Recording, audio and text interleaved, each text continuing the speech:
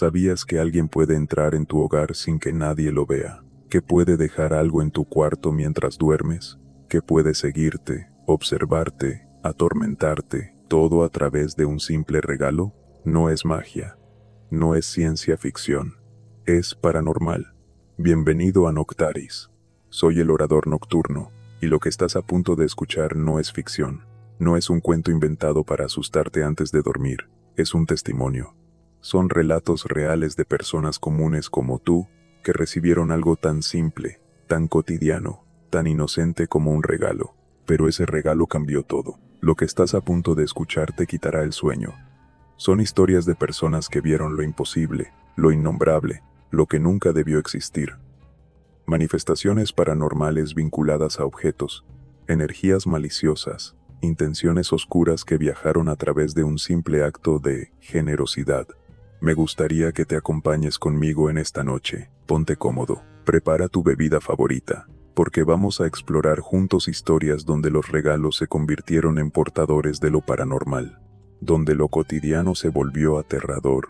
Sofía Morales vivía en Irapuato, Guanajuato, una ciudad como cualquier otra, una familia como la tuya, una vida completamente normal. Pasados los primeros días de mayo de 2007, llegó su cumpleaños número 16. Esa edad donde todo cambia, donde empiezas a cuestionarte el mundo que te rodea. Sus familiares visitaron la casa ese fin de semana.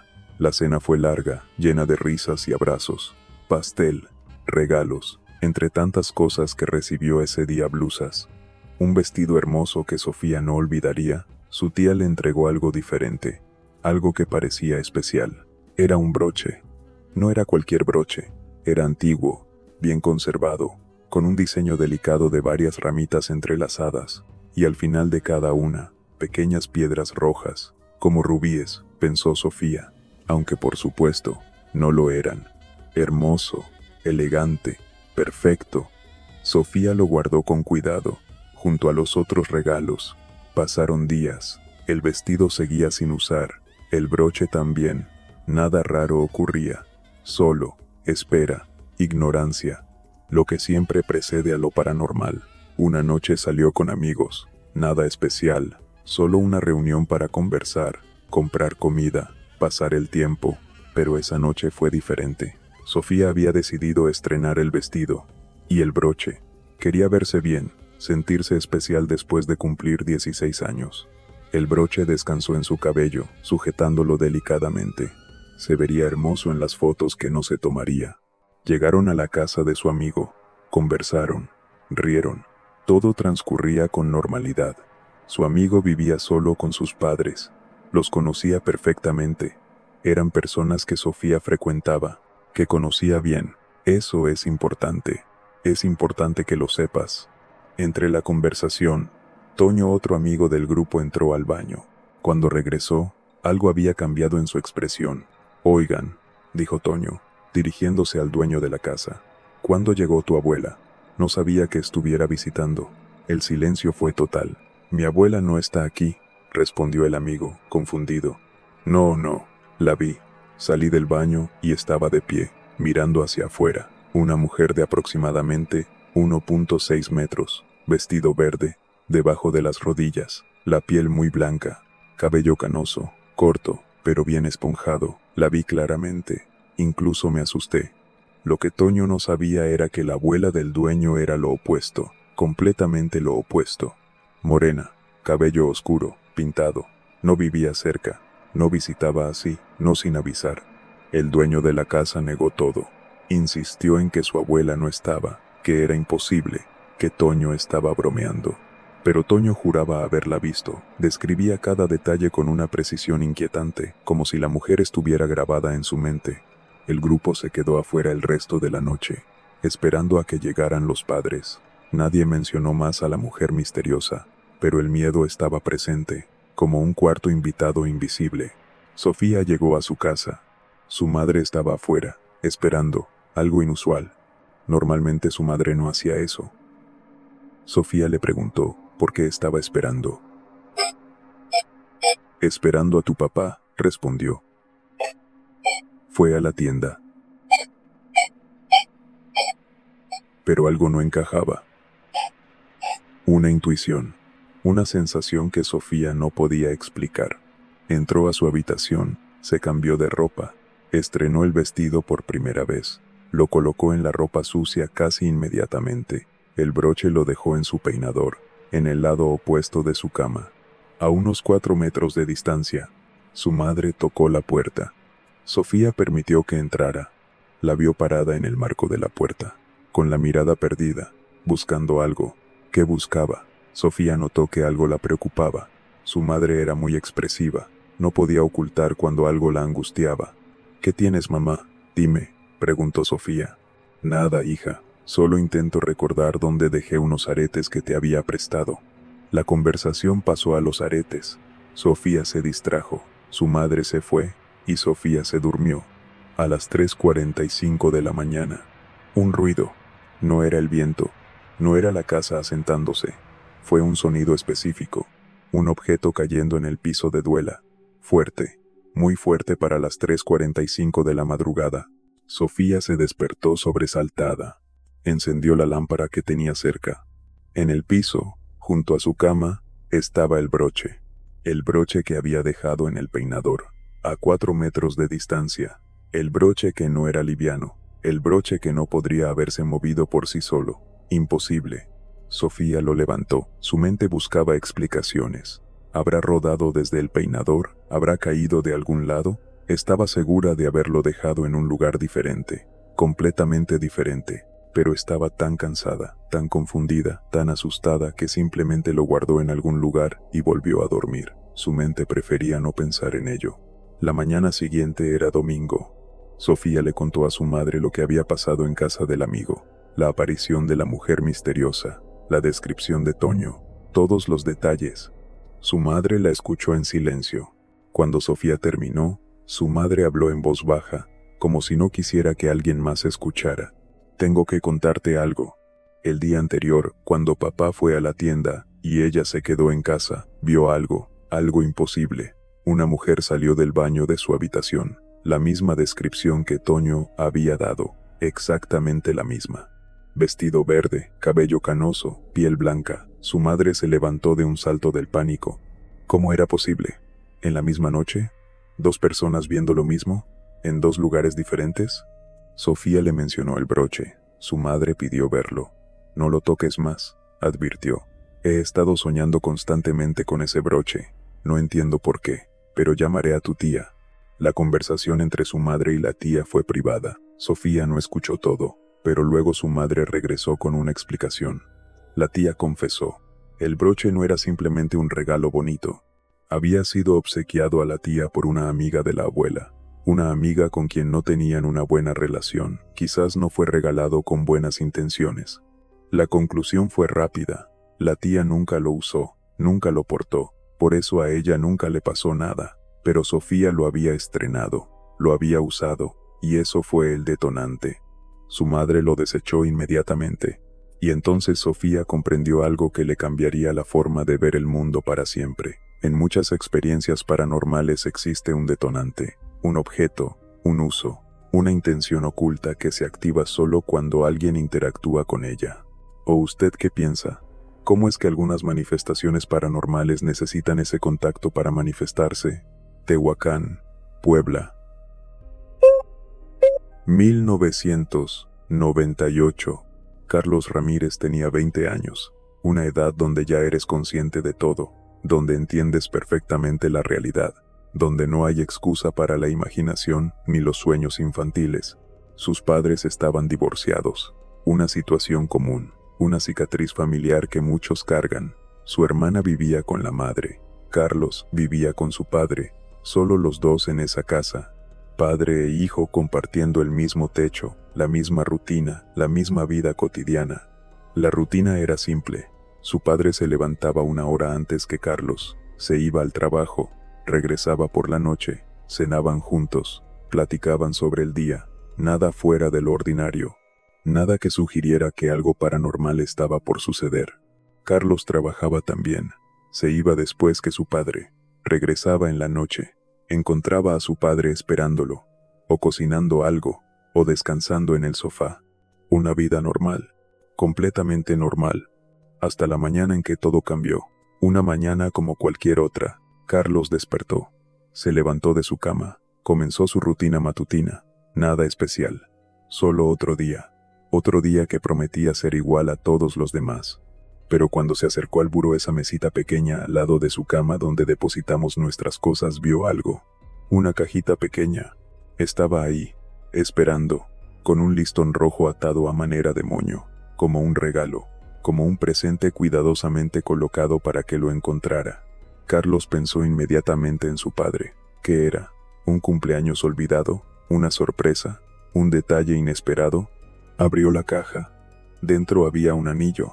No era un anillo cualquiera. Era aparentemente de oro, algo viejo. Se notaba por el desgaste, por el color ligeramente apagado, pero a pesar de su edad, era elegante, delgado, refinado, con un tipo de escudo grabado en la superficie. Y debajo del escudo, 2 letras en cursiva. Estaban casi borradas por el tiempo, casi ilegibles. Carlos lo observó con admiración. Le gustó, era hermoso a su manera. Llevaba consigo la historia del tiempo, la patina de los años. Se lo puso en el dedo. Se vio en el espejo. Perfecto, se ajustaba bien, se veía bien, parecía hecho para su mano. Papá debe haberlo dejado, pensó Carlos. Se lo agradeció mentalmente mientras se preparaba para ir a trabajar. Se despidió de su padre, quien ya estaba saliendo para su jornada laboral. Carlos llegó al trabajo, pasó el día normalmente. Regresó por la noche.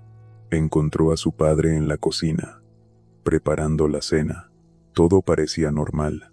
«Papá, gracias por el anillo», dijo Carlos, acercándose. «Me gustó mucho. Es hermoso». Su padre volteó a verlo. La expresión de su rostro cambió. «¿De dónde sacaste eso?», preguntó su padre. Su voz no era la de siempre. Había algo diferente, algo que Carlos nunca antes había escuchado. Su padre no era un hombre regañón, no era severo, pero en ese momento, su tono era inusualmente enojado, inusualmente intenso. «Tú me lo dejaste, ¿no?». «En mi buró», respondió Carlos confundido. «Yo no dejé nada», dijo su padre. «¿De dónde sacaste ese anillo?». Carlos insistió. Lo había encontrado en su habitación, en su buró. Seguro que fue su padre.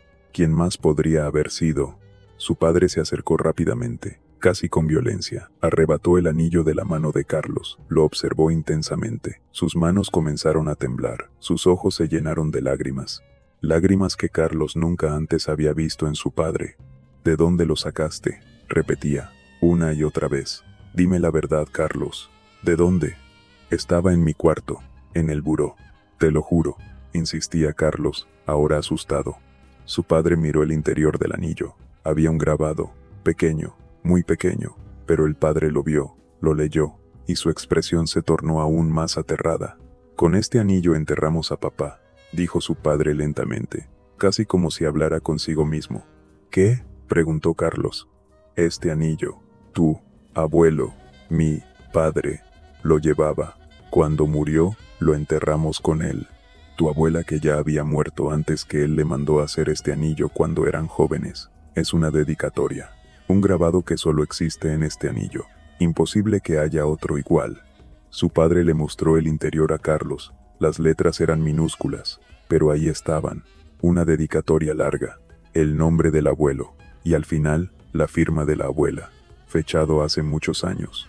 «Nadie más tiene esto», continuó su padre. «Solo tu abuelo, solo en su ataúd». Las manos del padre temblaban. Carlos nunca las había visto así. Su padre era un hombre fuerte, calmado, pero en ese momento estaba siendo consumido por algo que Carlos no podía comprender. Discutieron. Carlos insistía en que lo había encontrado en su cuarto. Su padre insistía en que era imposible. ¿Quién pudo haberlo sacado? ¿Quién tenía acceso a la tumba? ¿Quién tenía acceso a la casa? Nadie. Solo ellos dos vivían ahí. Esa noche, su padre apenas durmió. A la mañana siguiente, muy temprano, Carlos lo escuchó, hablando por teléfono.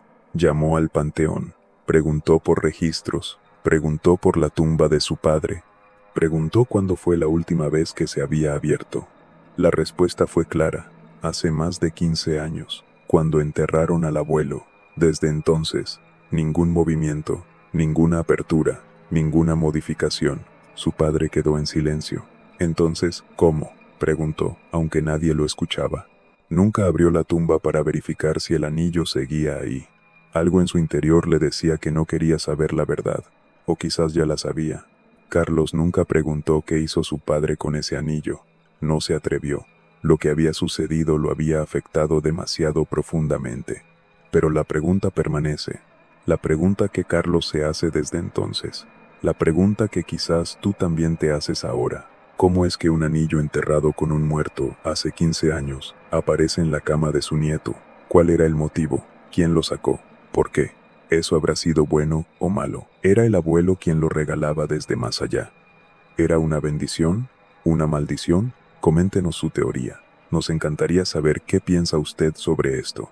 Juchitán de Zaragoza, Oaxaca, una colonia al norte. Ana López no quiere especificar cuál, solo sabe que en ese barrio, hace ya varios años, pasó algo que cambió su vida para siempre. Fue cuando tenía 18 años. Era joven, era ingenua, era alguien que aún creía que el mundo era un lugar seguro. Un vecino murió. No es raro que alguien muera, sucede constantemente. Pero Ana y su amigo de la cuadra tenían una buena relación con esa familia, especialmente con la esposa del difunto. Era una conexión genuina, un vínculo de respeto y consideración. Días después del funeral, mientras caminaban cerca de la casa, vieron a la viuda. Estaba sacando cosas, cargándolas al auto de su nieta, preparándose para mudarse, para comenzar de nuevo, para dejar atrás el peso de los recuerdos. «Pasen», les dijo la viuda. «Si ven algo que les sirva, llévenlo. Nos vamos, no queremos quedarnos con muchas cosas». Era una invitación genuina, un acto de generosidad de alguien que necesitaba desapegarse de lo material. Ana y su amigo entraron. La viuda los llevó a un cuartito. Estaba lleno de objetos del difunto, colecciones, recuerdos, vinilos. Ana vio uno de Juan Gabriel. Se detuvo. Le recordó a su padre. «¿Me lo puedes regalar?», preguntó Ana. «Claro, tómalo», respondió la viuda. Ana no sabía que acababa de tomar algo más que un disco. Estaba tomando un portador de lo paranormal. Cuando llegó a casa, su padre estaba feliz. El vinilo de Juan Gabriel, un regalo inesperado. Lo amaba. Ana se dio cuenta de que acertó. Lo colocó en una de las repisas de la bodega, donde guardaba sus colecciones, sus tesoros, sus objetos queridos. Esa noche, Ana se fue a la cama. Casi estaba dormida cuando escuchó algo. Un golpe. No era suave, no era el sonido del viento o la casa asentándose. Era un golpe, fuerte, deliberado, como si alguien golpeara una puerta desde adentro, luego otro, y otro. Varios golpes consecutivos, rítmicos, como si alguien intentara salir de algo o entrar en algo. Ana se levantó de la cama, asustada. Salió de su habitación. Buscaba el origen del sonido. La bodega estaba cerca. Esa habitación llena de repisas donde se guardaban las colecciones del padre, donde descansaba el vinilo de Juan Gabriel. Observaba desde las escaleras cuando vio la puerta rebotar. Otro golpe. La puerta se movía por el impacto, como si algo la golpeara desde adentro con fuerza. «¿Papá?», gritó Ana. «¿Eres tú?». Su padre salió de su habitación, preguntando si había sido Ana quien golpeó. «No», respondió Ana. «El ruido viene de la bodega». Su padre insistió en que había sido el aire, una corriente, nada paranormal, nada por lo que preocuparse, pero Ana sabía que no era el aire. Su padre la obligó a volver a la cama. Ana obedeció. Apagó la luz, pero se quedó despierta, leyendo un libro, esperando, asustada. Las páginas parecían eternas. Cada palabra era un segundo que la mantenía consciente del miedo. No durmió esa noche. La noche siguiente fue peor. Ana estaba en su cama cuando escuchó un sonido diferente. Una perilla. Alguien estaba moviendo la perilla de una puerta desesperadamente, de adentro hacia afuera, como si alguien estuviera intentando forzar la salida. Ana asomó la cabeza de su cuarto con cuidado. No quería ser escuchada. El sonido venía de abajo, de la bodega. Alguien o algo movía la perilla de esa puerta con desesperación. Su padre nunca cerraba esa puerta con llave. Era fácil abrirla. Cualquiera podría entrar, cualquiera podría salir. Pero ¿quién estaba adentro intentando salir en la mitad de la noche? Ana escuchó pasos. Su padre salió de su habitación nuevamente. No la vio a ella. No volteó hacia donde Ana estaba, simplemente caminó hacia la bodega. El sonido de la perilla cesó. El padre se detuvo. Estaba por abrir la puerta. Silencio total. Después, como si nada hubiera sucedido, su padre entró, salió después de unos segundos, regresó a su habitación, volvió a salir de la casa, regresó, cerró puertas. Ana no entendía nada. Estaba confundida, asustada. ¿Qué estaba pasando? Volvió a su cama. Se quedó despierta, esperando el amanecer. Las horas pasaban lentamente. Cada minuto era una eternidad de incertidumbre. Cuando el padre subió a la habitación de Ana, llevaba el rostro atormentado. «El regalo que te hizo el vecino», dijo. «Es lo que estuvo causando todo eso, hija. Lo siento, te lo agradezco mucho, pero parece que el vecino no quería que lo tuviéramos». Su padre dejó el vinilo afuera, no en la basura, solo, afuera. Esa noche no hubo más ruidos. A la mañana siguiente, su padre lo tiró definitivamente a la basura. «Nos iba a quitar la paz», explicó. Ana nunca antes había experimentado algo paranormal. Y de repente, en apenas 24 horas, su hogar fue invadido por manifestaciones imposibles de explicar. La perilla moviéndose sola, los golpes fuertes, las presencias invisibles. Quitar el vinilo terminó con todo. Aunque regalemos algo con la mejor intención, nunca sabemos si ese objeto trae consigo una carga, una marca, un vínculo importante que desencadena lo paranormal. ¿Existirá alguna forma de limpiar un objeto así, de purificarlo, o simplemente algunos regalos nunca debieron ser tocados? Coméntenos, y nos vamos mientras hacia Estados Unidos. Dejamos México atrás. Las historias de regalos malditos no respetan fronteras, no reconocen límites geográficos. Lo paranormal viaja con nosotros, en aviones, en cajas, en maletas, a veces, simplemente en nuestro corazón, porque el siguiente relato que compartiremos contigo es diferente. No es solo sobre objetos malditos, es sobre intención, manipulación, control psicológico disfrazado de amor. Es la historia de cómo un simple collar puede destrozar una vida, cómo un regalo puede convertirse en una jaula invisible. Florida, 1990. Prepárate, una persona prefiere no revelar su nombre. Comprenderás por qué cuando termines de escuchar esta historia. Fue durante su segundo año de preparatoria, una época donde la vida debería ser hermosa, donde deberías estar viviendo tus mejores años, donde deberías estar descubriendo quién eres. Pero algo cambió. Antes era diferente. Era una de las mejores estudiantes de su generación. Estaba en el equipo de porristas. Era parte del comité estudiantil. Era alguien a quien muchas personas buscaban, no porque le gustara ser el centro de atención, sino porque disfrutaba estar ocupada, disfrutaba tener propósito, disfrutaba la vida. Y luego, de la nada, todo se desvaneció. Sus ganas de hacer las cosas desaparecieron. Su motivación se disipó como humo. Ya no reconocía su propia vida. De repente, las amigas que la rodeaban parecían extrañas, personas a las que no conocía. Su mundo social colapsó, se retrajo, se aisló progresivamente. Pasaba sus días acostada, en su habitación, en la cama, sin energía, sin esperanza, solo esperando que pasara el tiempo. Su único soporte era su novio. Era él quien la hacía sentir mejor. Era él quien le daba razón para estar. Mientras se perdía a sí misma, él era su brújula, su salvavidas, su única conexión con la vida. Sus padres notaron el cambio. Un terapeuta fue contactado. Se iniciaron sesiones. Se cuestionó si era cambio hormonal, si era pubertad, si era algo normal que pasaría, pero no pasaba. La obligaron a asistir a un grupo de terapia. Ella faltaba constantemente. Prefería estar con su novio. Prefería escapar de las sesiones para pasar tiempo con él. Hasta que su madre implementó una estrategia. La madre esperaba afuera de cada sesión de terapia, sin escape, sin alternativa. Y así, sin quererlo, la protagonista de esta historia conocería a alguien que la cambiaría todo. En el grupo de terapia conoció a Daniela, una chica de su edad, pero con una vida completamente diferente, turbulenta, complicada, llena de conflictos que la mayoría de adolescentes no podría comprender. Sus padres estaban en conflicto constante. Se había mudado varias veces. Había vivido en diferentes casas, diferentes ciudades. diferentes realidades. Finalmente terminó viviendo con su abuela, una mujer que la procuraba, pero que no le prestaba demasiada atención. Una relación complicada, distante, pero funcional. Daniela asistía al grupo de terapia para mejorar sus habilidades sociales. Irónicamente, fue Daniela quien comenzó a conectar con las personas del grupo. Fue Daniela quien se acercó a la protagonista.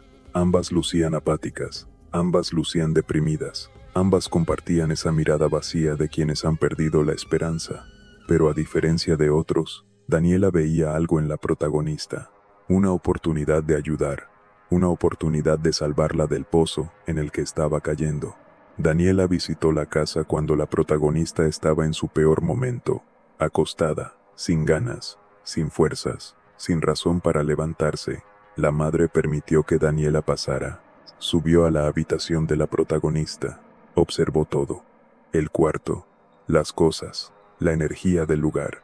Daniela parecía estar buscando algo, analizando algo, como si estuviera leyendo un misterio escrito en las paredes. ¿Desde cuándo empezaste a tener esas pesadillas?, preguntó Daniela de repente. La protagonista se sobresaltó. ¿Pesadillas? ¿Cómo sabía ella sobre eso? Solo su novio lo sabía. Solo él había escuchado cómo ella despertaba, en medio de la noche, gritando, temblando, mojada en sudor frío. ¿Qué? ¿Cómo sabes eso?, preguntó la protagonista, levantándose de la cama. Pero Daniela comenzó a describir las pesadillas, con precisión, con detalle exacto, cómo morías en ellas de múltiples formas horribles, cómo no podías despertar, cómo sentías que algo muy malo te sucedía, cómo quedabas en la oscuridad, consciente, pero incapaz de escapar. La protagonista estaba asustada, molesta. ¿Quién era Daniela para saber esto? ¿Cómo lo sabes? ¿Quién te lo dijo?, demandó. Daniela propuso un pacto. Cuéntame todo, todo a detalle, las fechas, especialmente las fechas, y después yo te diré cómo sé esto. La duda carcomía a la protagonista, pero también necesitaba respuestas, necesitaba hablar con alguien, y así, bajo la promesa de que Daniela explicaría todo, la protagonista confió. Contó sus pesadillas, sus síntomas, su depresión, el inicio de todo, las fechas exactas. Fue liberador, fue terapéutico, fue necesario hablar con alguien que no fuera su novio. Cuando terminó, Daniela habló. Reveló su secreto. Desde que se mudó con su abuela, había comenzado a percibir cosas, energías, sentimientos ajenos. Cuando estaba con personas, a veces podía sentir cómo estaban realmente. Podía sentir su dolor, su angustia, su enfermedad emocional. Lo había sentido con la protagonista desde el primer día en el grupo. Daniela se puso de pie. Observó el cuarto. Y luego preguntó por un objeto específico. ¿Dónde está el collar que te regaló tu novio? La protagonista señaló a un rincón. Ahí, en mi peinador. Nunca me lo pongo. No me gustan los collares. Daniela sonrió con tristeza. ¿Sabía él que no te gustan los collares? Sí, perfectamente. Se lo mencioné varias veces. Entonces, dijo Daniela, no es un regalo casual. Daniela continuó. El collar no fue diseñado para usarlo, fue diseñado para quedarse en el cuarto, para estar cerca de la protagonista, para afectarla constantemente, para hacerla sentir mal, para cansarla, para que nunca quisiera salir, para que nunca buscara a nadie más, para que dependiera únicamente de él. ¿Todo comenzó hace 4 meses?, preguntó Daniela. Sí, respondió la protagonista, más o menos. Cuando comenzaron a salir. No era una pregunta.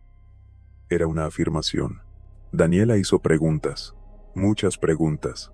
¿Desde cuándo lo conocía? Desde finales del primer año. ¿Era persistente? Extremadamente. Desde el momento en que se conocieron, constantemente insinuaba que dejara sus actividades. Sí, sus porristas, su comité estudiantil, todo. Quería que pasara más tiempo con él. ¿Hablaba con muchas otras personas? No, era lo opuesto a ella. Era solitario, reservado, no tenía amigos cercanos.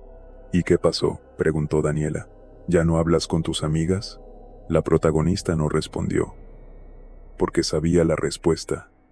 Sabía que su novio había logrado su objetivo. Estaba completamente aislada, completamente dependiente, completamente suya.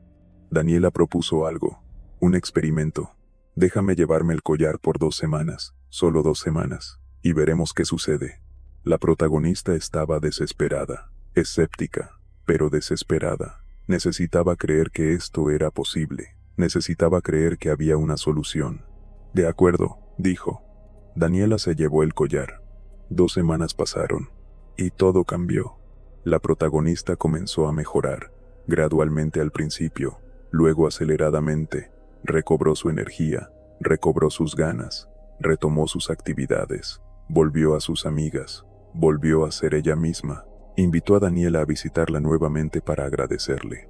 ¿Cómo reaccionó tu novio?, preguntó Daniela.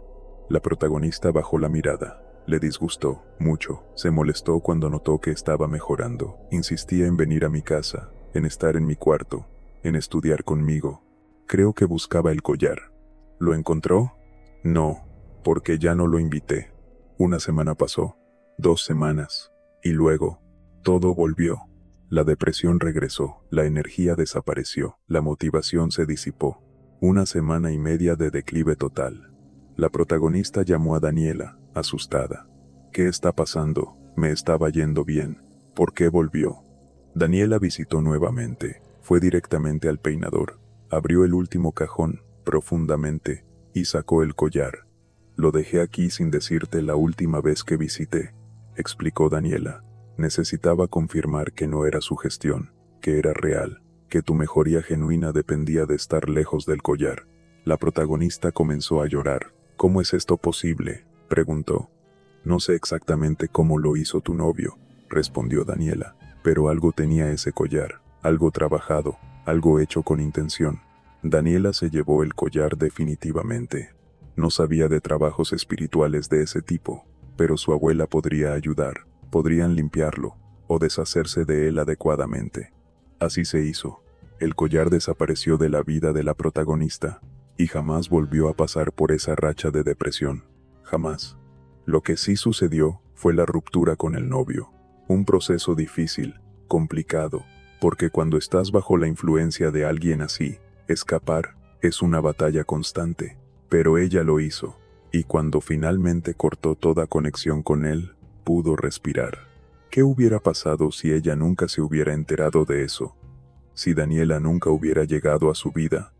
¿Cómo era posible que un simple collar pudiera hacer tanto daño? ¿Cómo un regalo podría convertirse en una cadena invisible? Ahora te pregunto a ti, ¿le han hecho alguna vez un regalo malintencionado? ¿O tal vez un regalo hecho con buenas intenciones, pero que aún así le ha hecho experimentar eventos paranormales, sensaciones extrañas, cambios emocionales inexplicables? Cuéntanos. Hemos recorrido 4 historias, 4 experiencias paranormales, 4 testimonios de cómo los regalos, esos símbolos de cariño, de generosidad, de amor, pueden convertirse en portadores de lo desconocido. ¿Ves el patrón? Regalos, objetos cotidianos, cosas que no deberían ser peligrosas, y sin embargo, lo son, porque los regalos no son simplemente objetos, son portadores de intención. Algunos vienen cargados de amor genuino, otros de envidia, de celos, de manipulación, de oscuridad deliberada. Sofía y su broche, un objeto antiguo que llevaba consigo la energía de alguien que no deseaba bien. El broche solo se activó cuando ella lo usó, cuando hizo contacto, cuando lo llevó cerca de su cuerpo. Carlos y el anillo, un objeto que descansaba bajo tierra durante 15 años, imposiblemente, aparece en su habitación. ¿Era un regalo desde más allá? ¿Era una maldición? ¿Era su abuelo intentando comunicarse? Ana y el vinilo, un disco de música que desencadenó actividad paranormal en horas, golpes, ruidos, presencias que no deseaban ser ignoradas. Y la chica de Florida con su collar, un regalo diseñado específicamente para manipular, para controlar, para destruir desde adentro. ¿Cuál es la lección? No todos los regalos son lo que parecen. No todos los objetos son simplemente objetos. Existe una delgada línea entre lo cotidiano y lo paranormal. Una línea que muchos no ven hasta que es demasiado tarde. ¿Todos los objetos que usamos tienen historia? ¿Todos llevan consigo el peso de las intenciones? ¿Dónde termina la realidad y comienza lo paranormal? Tal vez, en cada objeto que recibimos, reside una responsabilidad, una energía que no podemos ver pero que podemos sentir. El peso invisible de las intenciones. Prestemos atención, siempre. Te agradecemos de antemano por tu apoyo, por seguirnos, por ser parte de esta comunidad nocturna que cree en lo inexplicable. Síguenos también en nuestras redes sociales. Estamos en todos lados, en la oscuridad, en la red, en tus pesadillas, esperándote, porque tenemos una pregunta para ti. ¿Has visitado el bosque de Chapultepec? Sí, ese lugar, ese bosque que guarda secretos, que esconde historias. Historias de personas que entraron y nunca salieron igual. Historias de energías ancestrales, de entidades que rondan entre los árboles. ¿Qué has escuchado que se cuenta sobre ese lugar? ¿Has estado ahí? ¿Sentiste algo extraño? Nos encantaría leerlo. Coméntanos. Y ahora, la pregunta más importante. ¿Usted tiene algún relato para contarnos? ¿Ha recibido un regalo que le haya perturbado? ¿Un objeto que haya causado eventos paranormales en su vida? ¿Manifestaciones inexplicables vinculadas a algo que alguien le regaló? Nos encantaría escucharlo. Tienes múltiples formas de contactarnos. Puedes escribirnos en la descripción de este video. Encontrarás todos los enlaces, todas las formas de comunicarte con nosotros. También existe un comentario fijado donde hemos dejado nuestros medios de contacto. Siempre es un gusto leer sus historias, ser parte de esta comunidad donde todos compartimos experiencias, donde los espectadores se convierten en narradores, donde tus miedos son nuestros miedos, donde tu testimonio importa, porque esto no es solo un canal, es una comunidad nocturna, una familia de personas que cree en lo paranormal, que respeta lo desconocido, que comparte historias en la oscuridad. Eres parte de eso ahora. Y sin más por agregar, les mando un muy fuerte abrazo. Nos vemos en el próximo video. Nos vemos en la próxima noche, en la próxima oscuridad, en la próxima historia que compartiremos juntos. Y recuerda, el último en salir, por favor. Apague las luces. Cierre las puertas del mausoleo. Buenas noches.